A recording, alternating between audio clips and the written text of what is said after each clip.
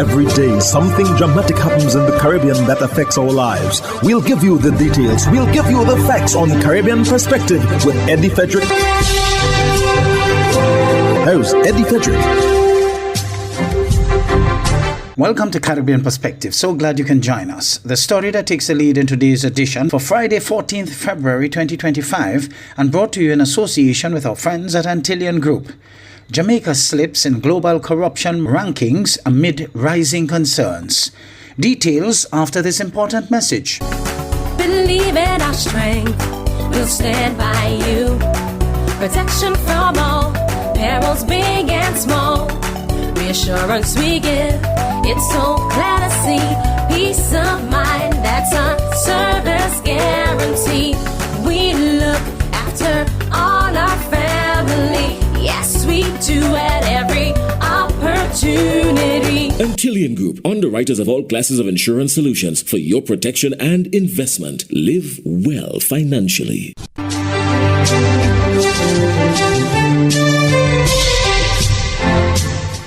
Welcome back. Sandy Williams of TVJ News reports on Jamaica's status on global corruption rankings. The 2024 Corruption Perceptions Index, CPI, ranks 180 countries worldwide, including 11 English-speaking Caribbean states, shedding light on where nations stand in terms of integrity and governance.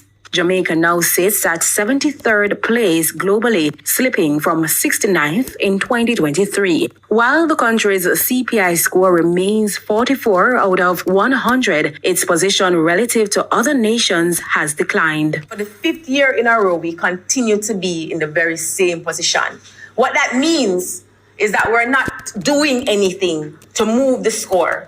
This stagnation underscores the persistent corruption challenges Jamaica faces, especially as 120 of the 180 ranked countries scored 50 or below, indicating a widespread corruption crisis. The vast majority of the world's peoples continue to suffer from inadequate education, health, inadequate infrastructure, arising from the diversion of public funds to the pockets of the wealthy, and from the fact that governments continue to serve the minority interests of the very wealthy few rather than of the majority. A major focus of the 2024 CPI report is the alarming rise of climate corruption, where environmental policies and resources are manipulated for personal or political gain. This adds another layer of urgency to tackling corruption, particularly in vulnerable regions like the Caribbean. For National Integrity Action, NIA, Jamaica's standing reflects a bleak corruption landscape, demanding immediate and bold reforms. CPI 2024 issues a call to action. A call to action, advocates around the world, not only to combat corruption generally, but to combat climate corruption, specifically, which left unchecked, literally aggravates the climate crisis and the effects of that crisis, and therefore poses an existential threat, particularly to peoples in small island developing states. The organization is calling for stronger legal safeguards to prevent the wealthy elite from capturing state power and regulatory bodies. So my call to action this morning is simple. Will you support the anti-bribery campaign? Where will our politicians stand on this iota, this small aspect of changing our culture? Where do you stand on it? Where does your company stand on it? What will your activity be? Because the perception of corruption is not just an institutional perception. It's a perception that touches and concerns all Jamaicans. Among the 11 English-speaking Caribbean nations in the CPI rankings, Barbados leads the way with an impressive 23rd place ranking, making it the least corrupt country in the region. Close behind are the Bahamas, St. Vincent, Dominica, St. Lucia, and Grenada, all performing significantly better than Jamaica. Meanwhile, Jamaica, Trinidad and Tobago, and Guyana remained stuck with consistently poor sub-50 scores, signaling long-standing struggles with corruption perception. Sandy Williams, TVJ News. Family in distress after a 14-year-old boy was arrested for lottery scamming. Kalisha Williams of TVJ News provides details. The 14-year-old boy has been spending most of his days here at the fishing village with his father whenever he is not at school. I want people when I get trouble in the year and my father. He's down playing game on his phone, he eat, and that's it. I don't know time for scam. I'm not even thinking. Like can speak, you know what they do, fish cam? They look boy not talk. But how did he end up at the Barrytown Juvenile Detention Center in the middle of a major lottery scamming operation? His father told TVJ News that it all started with a laptop that his son uses for school. However, the St. James police raided his sister's house and confiscated the laptop after finding documents relating to lottery scamming. And after receiving a call from some of his relatives that his son needs to report to the police station. I asked my son, whose laptop? My son said, my laptop. He said, what you have on my son? Tell him, say, I have game on my laptop on my schoolwork. He said, oh, you get the laptop. So I don't give nobody, my sister them. When I come from America, my sister them, I use it every time I come from school. I have to go up on the yard feet to come do my schoolwork. And them said I do call center work on it, which then I work at call center. So I don't know nothing about this scamming people, so I find funny. So when no one was willing to take responsibility for the illegal documents, the man said the police told him that his son will also be arrested along with his sister and her boyfriend because he's the owner of the laptop. And from Thursday they have him, then I can't go on court, no bail, nothing. We go to Barrytown, we see him, which part them have him in our cell there. We're not in pit hag. I just some clean up paper then got thrown down there. And you have a no shirt I just this in there. In another strange twist, he revealed that it is his son's relatives who are involved in lottery scamming, and they have had several run-ins with the law, and it is the same reason why he brought his son to live with him. And to make things worse, he said his son is to migrate overseas soon. That environment, I don't want him in a side. Let me try to get him out and see him get caught up in a what I don't know about and all. So he's urgently appealing for the government to intervene. I don't know what to do now because I'm stressed out for when can't get to there's a fisherman I gotta see. Sometimes I see them, I cry. Make me lock up in my locker. I cry every day. People come out and tell me something of it. Cry so much, I stressed out myself and then something. Our attempts to get a response from the police were unsuccessful. Kalisha Williams, TVJ News.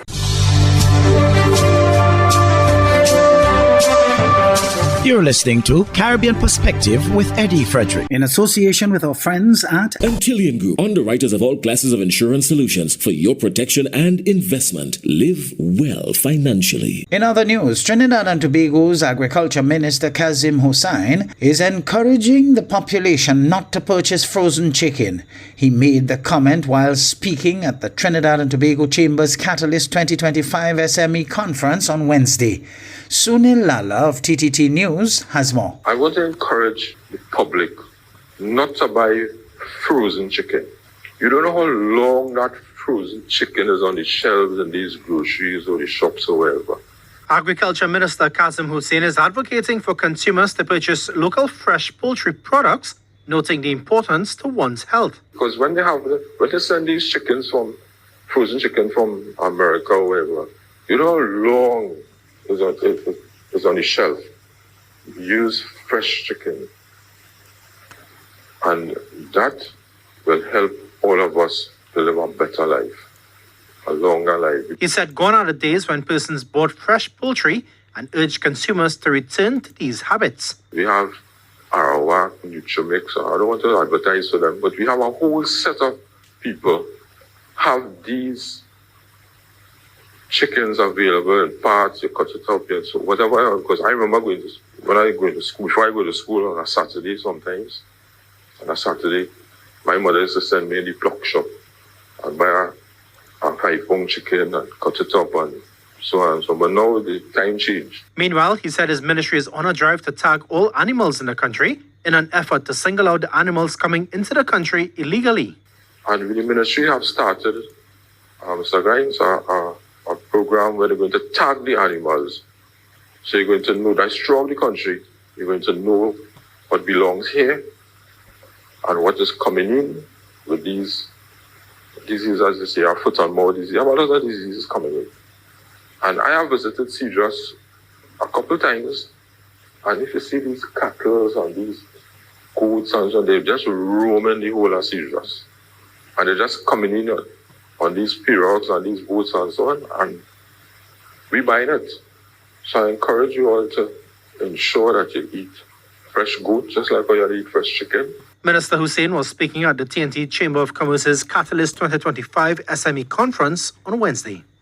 Sonolala, TTT News. The Artificial Intelligence Summit ended in Paris on Wednesday. However, tensions ran high at the two-day event as different countries held different opinions on how AI technologies should be regulated. With a growing demand for artificial intelligence, many of the world's biggest leaders are seeking to regulate development and usage. CNC3's Angelo Jedidiah has more in today's Tech Talk. World leaders and tech giants gathered in Paris for the Artificial Intelligence Action Summit, but the two-day event was nothing short of heated debates. This as both the United States and the United Kingdom refused to sign a declaration aimed at ensuring the development of AI programs are regulated. About 60 countries, including members of the European Union, China, and Canada, have signed, but according to the U.S. Vice President J.D. Vance, the declaration appears to be overly restrictive, limiting the strides they hope to make in propelling innovative ideas using AI. Following the USA's refusal to sign, Vance accused China of using AI as a weapon to increase control of citizens home and abroad. Ask yourself, who is most aggressively demanding that we, meaning political leaders gathered here today, do the most aggressive regulation? It is very often the people who already have an incumbent advantage in the market. Now, we've also watched as hostile foreign adversaries have weaponized AI software to rewrite history, surveil users, and censor speech. This is hardly new, of course. And AI has been such a growing talking point that even Pope Francis urged summit attendees to work together in the best interest of humans and to not act selfishly. But this unity was not achieved when the US-based organization OpenAI also decided to not jump on board. Ultimately, the summit revealed that the global power struggle over AI will persist, but the efforts to innovate it could be endless. Angelo Jedidiah, CNC3 News. A warning from the Acting Commissioner of Police in Trinidad and Tobago. He will not turn a blind eye to rogue elements within the ranks. He made the comment as he addressed the issue of crime and gun violence in Trinidad and Tobago. TV6's Nicole M. Romney tells us more. Acting Commissioner of Police Junior Benjamin tells TV6's Morning Edition, during the state of emergency, there has been a noticeable reduction in homicides and violent crime. He says he is hoping things continue this way. However, he warns those who seek to engage the police that officers will not be backing down. We want to continue along that, and therefore we will continue to go after the criminals. We are going to ensure a zero tolerance. We are telling anyone, if you only seek to engage the police, we are not going to back down. We are going to stand up, and based on the use of force policy, we will deal with matters decisively. The acting top cop warns that he will not be blinded by rose-colored glasses. He says no rotten apples will be allowed to permeate the police service.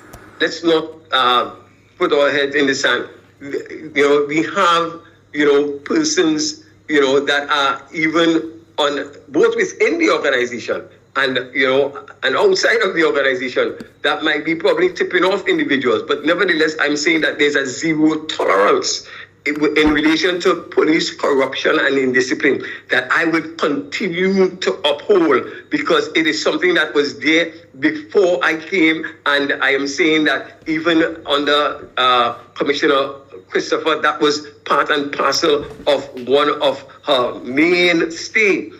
He acknowledges that criminal elements modify their techniques and admits that officers must do the same as the war against crime continues. It is important that we understand that crime is not static, it is dynamic. And therefore, it is not something that you can, determine off the bat and say, this will work all the time. We have to constantly allow our stats to really help us. And therefore, we believe in what we call intelligence-led, evidence-based, technology-driven solutions to the crime situation. Nicole M. Romani, TV6 News.